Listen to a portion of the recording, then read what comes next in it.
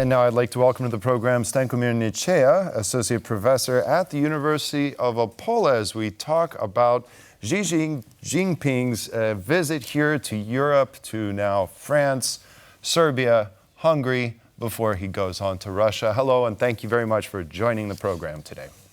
Hello, thank you very much for your invitation. Now, we've already seen three countries on this European tour, if you will, for the Chinese leader. And I guess as of now, we've seen a lot of agreements struck, pretty good relations in France. So how would you sum up this tour so far for the Chinese leader?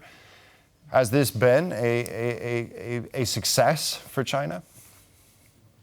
This trip has been designed to be successful and to look great and successful for all the parties involved in this trip.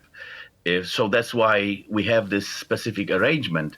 First, we had the visit to France, which was the most important and the most difficult leg of this trip.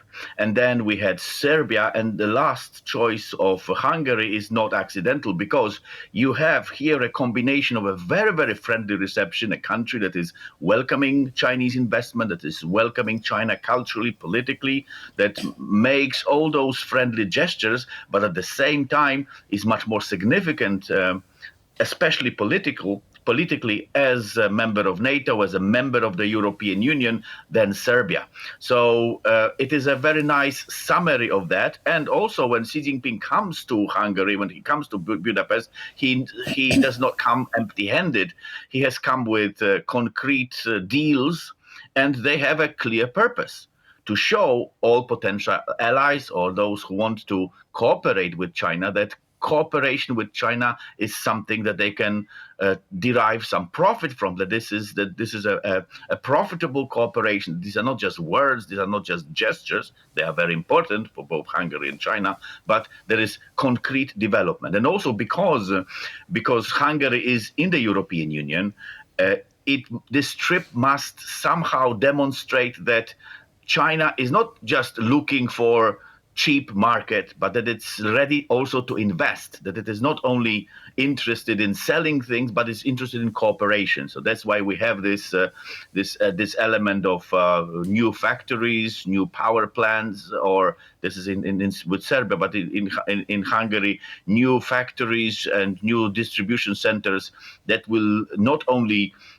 provide Chinese goods, but also create, and in many cases, good jobs for the European Union citizens. So I understand this last leg to be that kind of demonstration. Yes, Uncle Xi with his bag of goodies. In terms of the visit at the beginning, France, and then we have Hungary, would you say that the beginning with France, was it more of a representation of the EU? Has it really perhaps changed the dynamic in terms of the power play between China and France? Is Macron perhaps naive in thinking that there is a new chapter of the relationship between China and the EU, but really the EU is perhaps more entrapped and really the power play is now leaning towards China? No, I wouldn't call Macron naive. France has its own tradition of independent policy.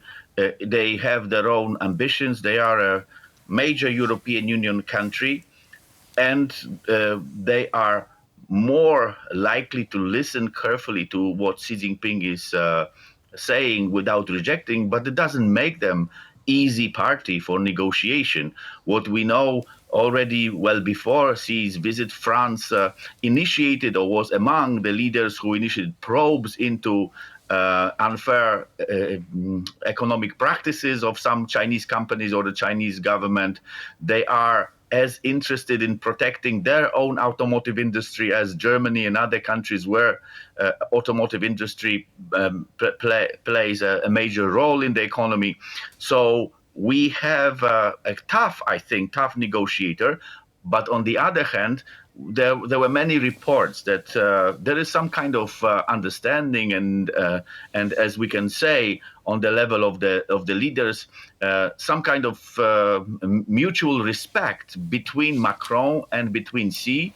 So both politicians want to play that card and make the visit to Europe pleasant, prestigious for both leaders, satisfying in terms of images that come there, and of course behind the scenes we had much more difficult decisions. We have to also remember that President Macron also invited Ursula von der Leyen to be part of those talks and negotiations. It's also an important gestures.